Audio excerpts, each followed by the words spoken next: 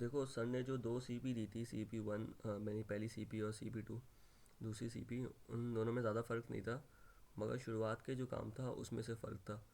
CP1 में हम लोगों को जो एपी सेंटर था जहाँ से अर्थक्वेक जनरेट हो रहा है वो निकालना था, और CP2 में हम लोग को एपी सेंटर गिवन था, यानी वो यूजी, वो जो अर्थक्वेक की वेबसाइट थी उससे निकालना था, USGS से। अब बेसिकली जब अर्थक्वेक फॉर एग्जांपल जनरेट होता है,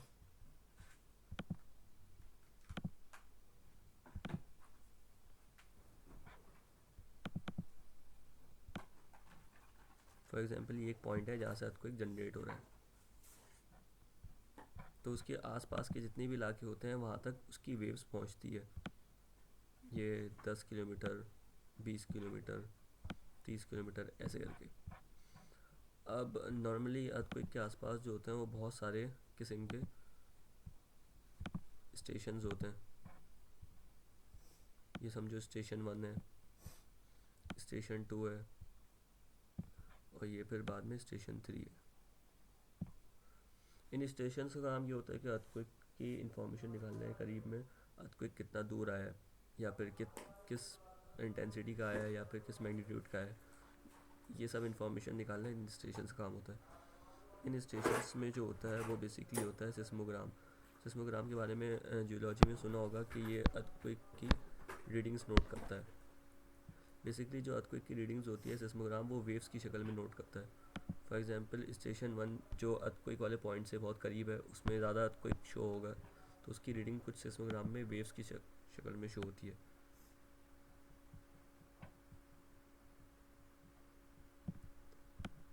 इसको S1 का नाम दे देता हूँ, स्टेशन 1। इसके बाद स्टेशन 2 हो गया। स्टेशन 2 थोड़ा सा दूर है तो उसकी रीडिंग थोड़ी सी कम होगी स्टेशन 1 के मुकाबले में, S2। इसके बाद है स्टेशन 3, वो बहुत दूर है तो उसकी रीडिंग और भी कम होगी,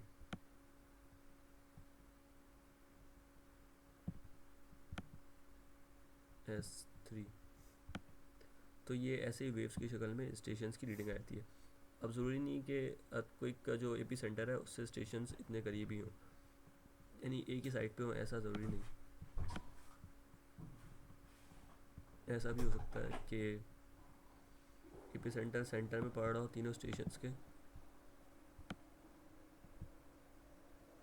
और जो तीनों स्टेशंस हो वो एक इस तरफ हो, एक थोड़ा सा करीब हो इस तरफ हो, और एक मिड में हो इस तरफ हो। फिर भी अर्थक्वेक की जो वेव्स जनरेट होंगी वो एक ही डिस्टेंस से होंगी।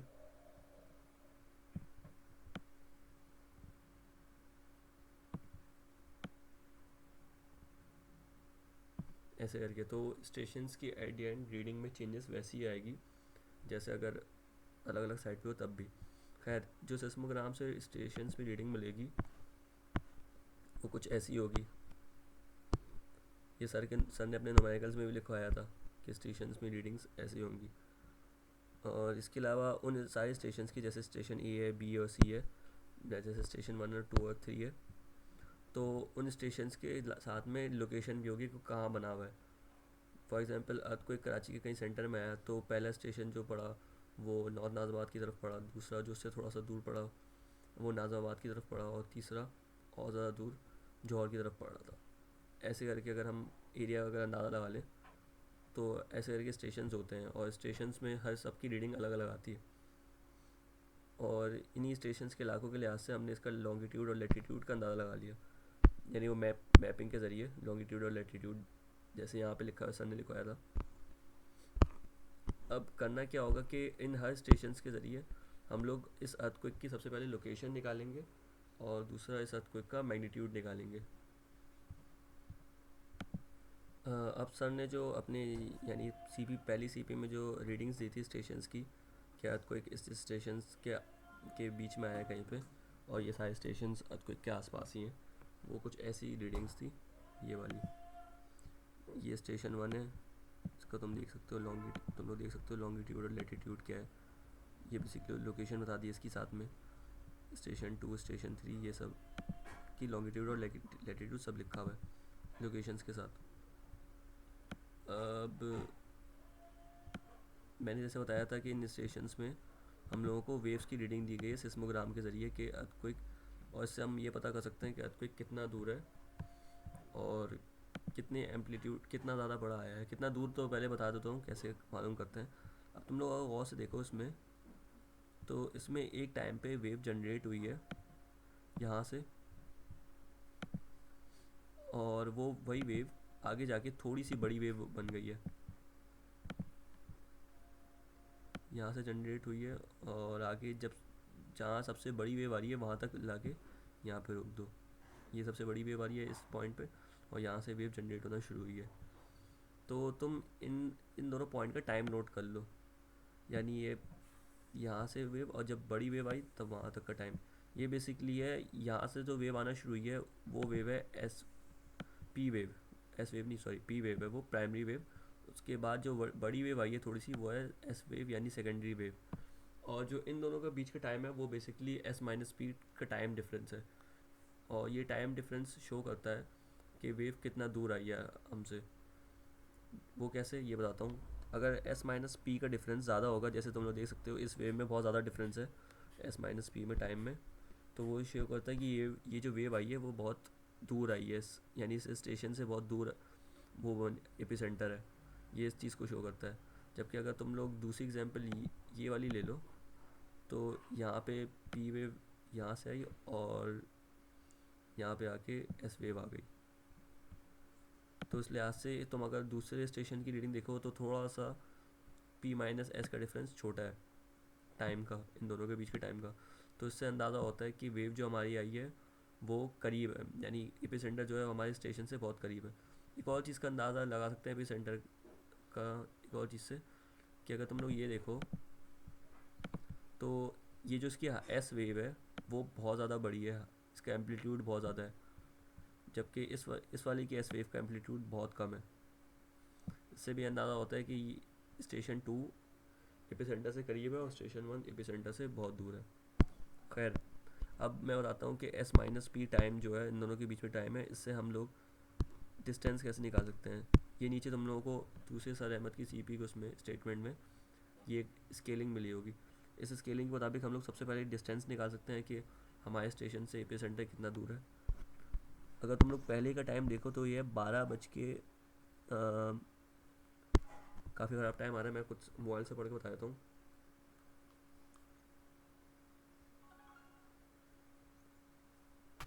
तो जब पी वेव आना शुरू हुई थी यानी प्राइमरी वेव, तो फिर उस टाइम था 12 बज के 10 मिनट 25 सेकेंड, और एस वेव में यहाँ पे लिखा हुआ है 12 बज के 11 मिनट 10 सेकेंड।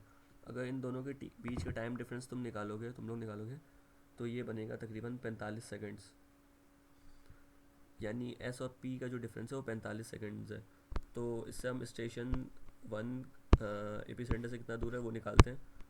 सबसे पहले इस पर पहुँचते हैं, और अगर तुम लोग देखो 45 second S minus P time, ये बहुत ज़्यादा धुंधला हो रहा है, 1 मिनट। यहाँ असल में जो लिखा हुआ है वो लिखा हुआ है एस माइनस पी का डिफरेंस सेकेंड्स में,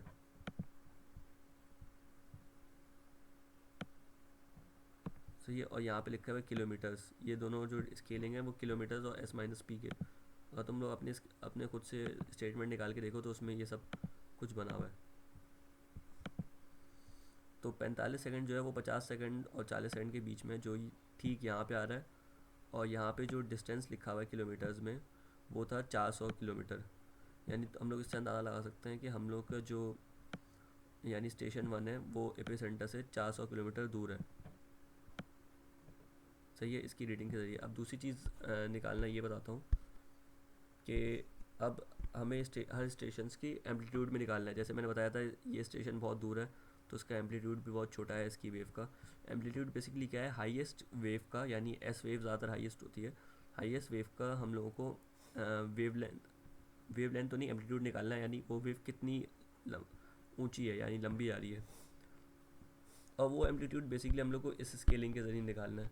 ये जो सर ने स्केल दिया हुआ है इस स्केल के ज़रिए, और इस स्केल के भी यानी एमएम में निकालना है हमें, सही है। तो इस हाईएस्ट वेव का हम लोग एम्पलीट्यूड निकाल लेंगे।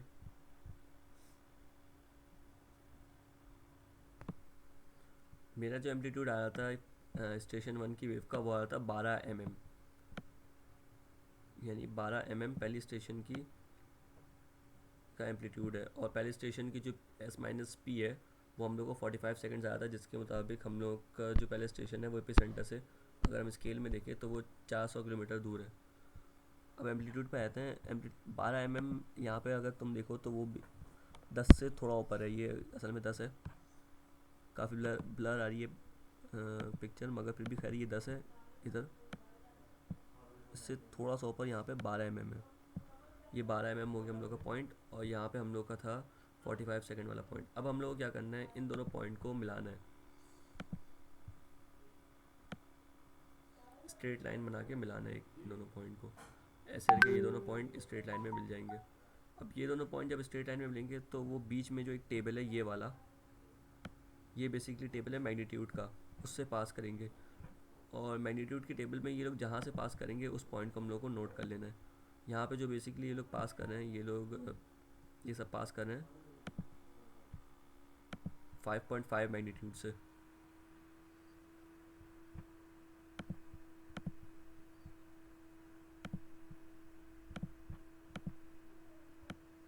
यहाँ 5.5 मैग्नीट्यूड है, तो हमें इससे पता चला कि पहले स्टेशन जो है वो हम लोग का 400 किलोमीटर दूर है, और उसका S-P का डिफरेंस है 45 सेकंड्स, उसका एम्पलीट्यूड है 12 mm, और जो पहले स्टेशन में जो वेव शो हो रही है उसका जो मैग्नीट्यूड है वो बेसिकली वो है 5.5।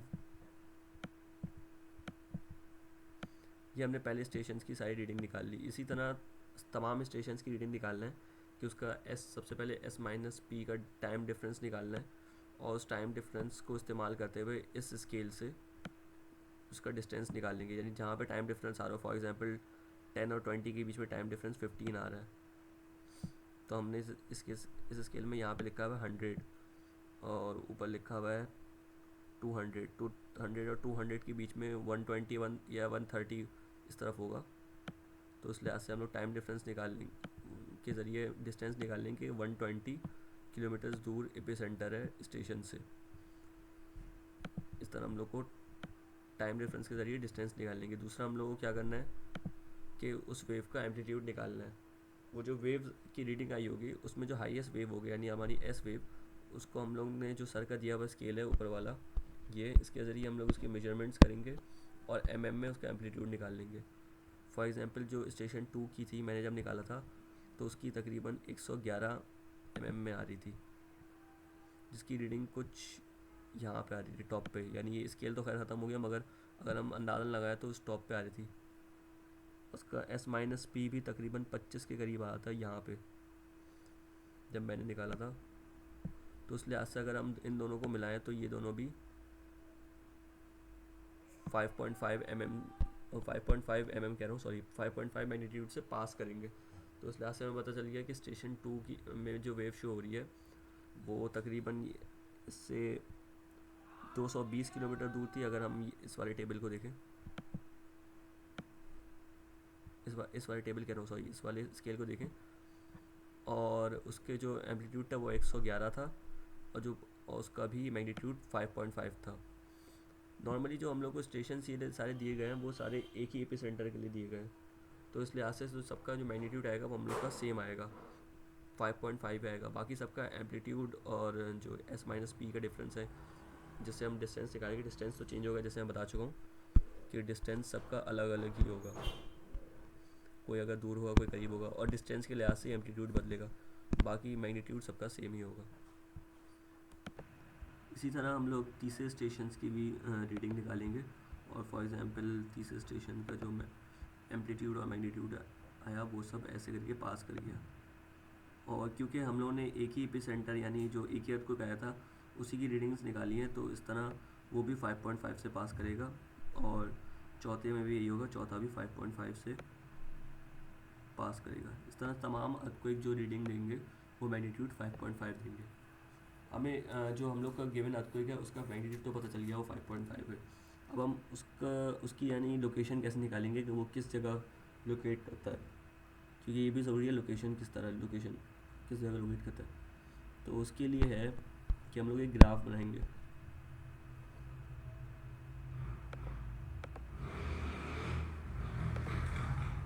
ये फॉर एग्जांपल अपना ग्राफ हो गया।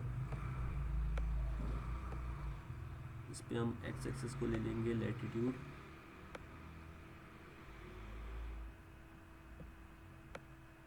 और वाई को ले लेंगे लॉन्गिट्यूड।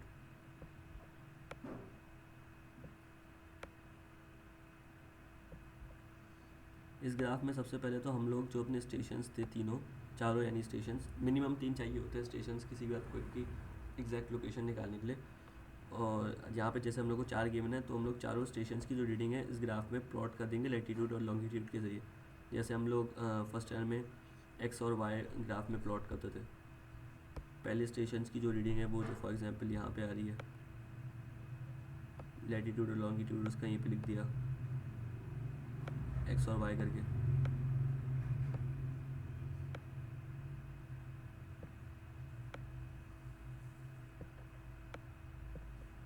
दूसरे स्टेशन की यहाँ पे आ गई, उसका भी लैटिट्यूड और लॉन्गिट्यूड लिख देना। तीसरे की भी यहाँ पे आ गई, और चौथे की यहाँ पे आ गई फॉर एग्जाम्पल। ये अलग अलग लोकेशंस है।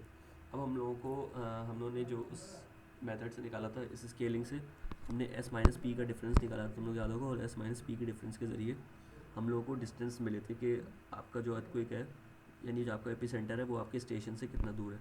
ये हमने स्टेशंस के पॉइंट तो मार्क कर दिए, मगर हमें साथ में ये भी पता है कि हम लोग का जो अर्थक्वेक है एपिसेंटर यानी वो कितना दूर है। तो हम लोग इस ग्राफ के मुताबिक स्केलिंग करेंगे, जो भी इस ग्राफ में स्केलिंग गिवन होगी, और उस स्केलिंग को इस्तेमाल करते हुए हम लोग जो हम लोग के स्टेशन हैं इनके गिर्द एक सर्कल ड्रॉ करेंगे उन स्केलिंग का। फॉर एग्जांपल अगर मैंने ये बताया था, इसको स्टेशन 1 बताया था, और स्टेशन 1 से जो अर्थक्वेक हम लोग का आ रहा था वो था 400 किलोमीटर दूर। तो हम लोग 400 किलोमीटर की स्केलिंग करेंगे और 400 किलोमीटर के रेडियस वाला एक सर्कल ड्रॉ करेंगे ऐसे करके इसकी गिर्द। दूसरे वाले से जो आ रहा था हमने निकाला था वो 120 किलोमीटर था। 120 की स्केलिंग करेंगे और उसका भी रेडियस ड्रॉ करेंगे।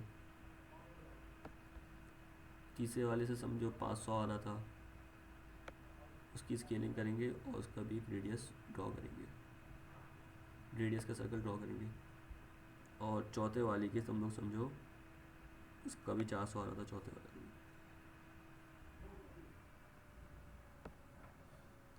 जिस पॉइंट करीब ये सारे जो लाइंस हैं रेडियस है सबसे ज़्यादा मिलेंगे, उस पॉइंट के करीब हम लोग का होगा एपिसेंटर, यानी इस जगह से हम लोग का अर्थक्वेक जनरेट हुआ है। अगर तुम लोग गौर करो तो जो सब सारे जो मिल रहे हैं वो तकरीबन इस जगह के करीब मिल रहे हैं। हम लोग के काम में थोड़ी सी एरर की वजह से ये लाइंस कंप्लीट ना भी मिले तो उससे कुछ नहीं होगा। तुम लोग एक अप्रोक्सीमेट लगा लेना कि इसी तरफ है अर्थक्वेक, तो ये हम लोग का हो जाएगा फिर एपिसेंटर।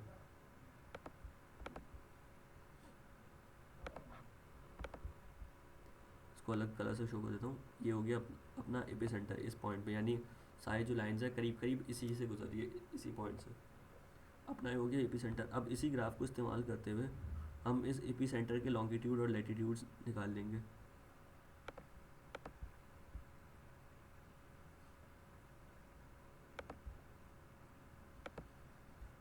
सबसे पहले लैटिट्यूड निकाल लेंगे। लैटिट्यूड जो हम लोग का होगा वो इधर से ऐसे करके निकल जाएगा, और लॉन्गिट्यूड अपना वाई एक्स एक्सिस पे करके निकल जाएगा ऐसे करके। तो ये हो जाएगा अपना लैटिट्यूड इसी एपिसेंटर का, और ये हो जाएगा लॉन्गिट्यूड।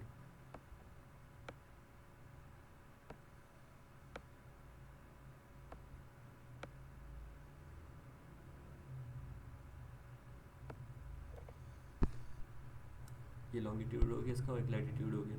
अब हम लोग को इस एपिसेंटर के लॉन्गिट्यूड लैटिट्यूड यानी स्टेशन लोकेशन मिल गई कि ये हम लोग का अर्थक्वेक किस जगह आ रहा था।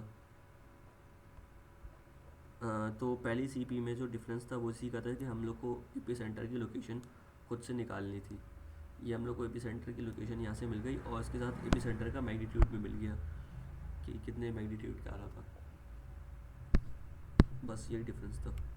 दूसरी सीपी में हम लोगों को क्या करना था, दूसरी सीपी में हम लोगों को लॉन्ग ये जो अर्थक्वेक का जो एपी सेंटर था उसके लैटिट्यूड लॉन्गिट्यूड यानी लोकेशन और मैग्नीट्यूड ये सब हम लोगों को USGS के अर्थक्वेक आर्चाइव वाली जो वेबसाइट थी उससे हम लोग को सब मिल गया था।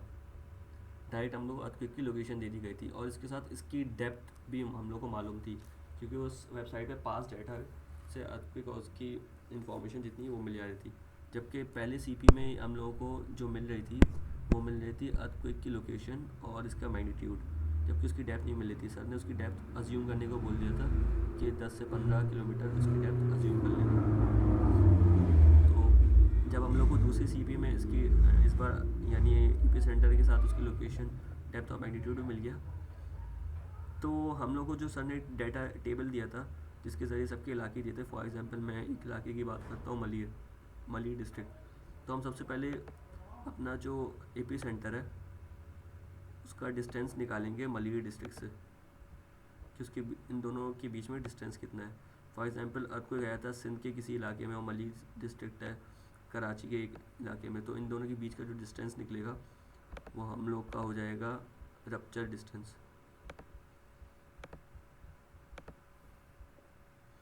इन दोनों के बीच का डिस्टेंस हम लोग फिर से ग्राफ इस्तेमाल करके भी निकाल सकते हैं कि हम लोग ग्राफ में अपनी तरफ से इन दोनों इलाकों को लैटिट्यूड और लॉन्गिट्यूड पुट कर दें और उनको एक्स और वाई ले लें। उसके बाद इसकी जैसे हमने पहले स्केलिंग की थी तो इन दोनों के बीच में स्केल्स के जरिए वो निकालने की स्केलिंग कर लें कि कितना डिस्टेंस आ रहा है। और यहाँ पर जो मैंने काम किया था वो मैंने क्या किया था कि डिस्टेंस फार्मूला लगाया था जो था हम लोगों का x2 minus x1 whole square plus y2 minus y1 whole square, और इस पूरे का हम लोग क्यूब रूट को स्क्वायर रूट कर देंगे, सॉरी। तो वही जो हम लोगों ने फर्स्ट ईयर में डिस्टेंस फार्मूला पढ़ा था वो भी लगा सकते हो और उसके ज़रिए भी आंसर तकरीबन सेम ही आएगा। तो इसी चक्कर में आंसर हम लोग का, फॉर एग्जांपल अगर हम मैं एग्जांपल लूँ कि मलीर से लेकर जो अर्थक्वेक का पॉइंट था एपी सेंटर वहाँ तक का डिस्टेंस हम लोग कितना है, तो समझो वो आया 15 किलोमीटर।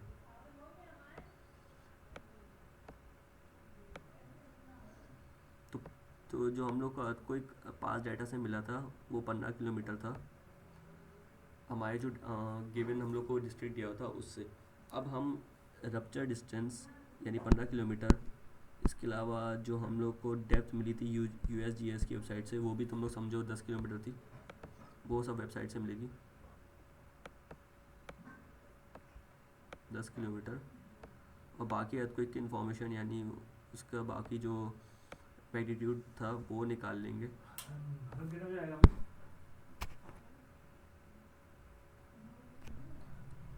ये अपना आ गया, इसके ज़रिए हम लोग का आर रप्चर आ गया था, यानी एपी सेंटर से लेकर मलीर डिस्ट्रिक्ट जो हम लोग को यहाँ पे कोई भी डिस्ट्रिक्ट का गिवन होगा वहाँ का डिस्टेंस उस अर्थक्वेक की जो डेप्थ थी वो वेबसाइट से आ जाएगी USGS की। या फिर अगर हम लोग सर के पहले वाले तरीके से कर रहे थे CP बन के, तो सर ने कहा था अपनी तरफ से अज्यूम कर लेना उसकी डेप्थ।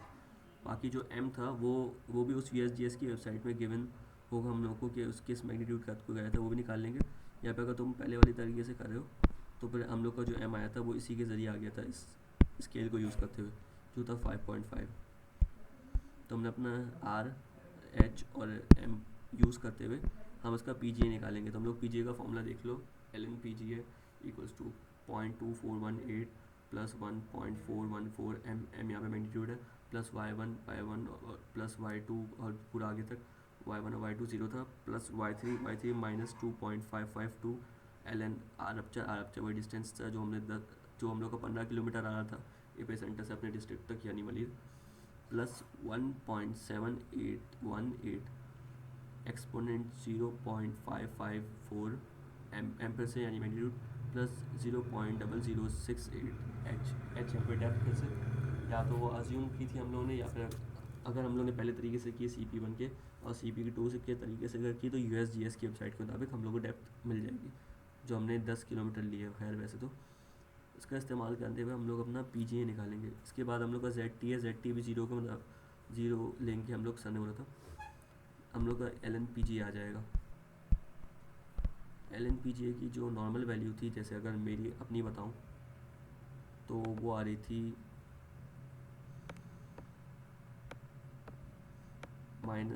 2.5 कुछ आ रही थी, तो हम लोग -2.5 लेते हैं।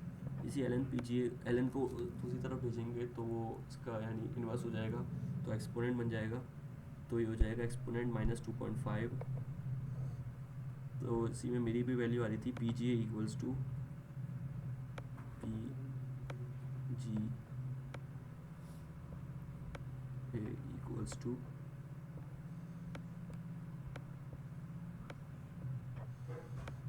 0.118 तो नहीं सॉरी 0.6 करके कुछ आई थी, 0.6 कुछ ऐसी कुछ वैल्यू आएगी। तो हम लोग को 0.6 वाली जो वैल्यू है उसको हम लोग को बेसिकली ग्रेविटी की वैल्यू में लिखना है, 0.6 जी ऐसे करके लिखना है। मगर यहाँ पे ग्रेविटी की जो वैल्यू है वो जी वाली वो 9.81 या 9.8 तक पुट नहीं करेंगे, थोड़ी सी चेंज करके पुट करेंगे। तो ये खैर आ गई हम लोग की 0.6 G P G A P ground acceleration.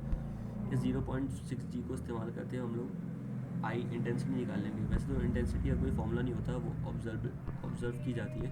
मगर यहाँ पे जो हम लोग को सर ने जो इंटेंसिटी का फॉर्मूला बताया था वो था,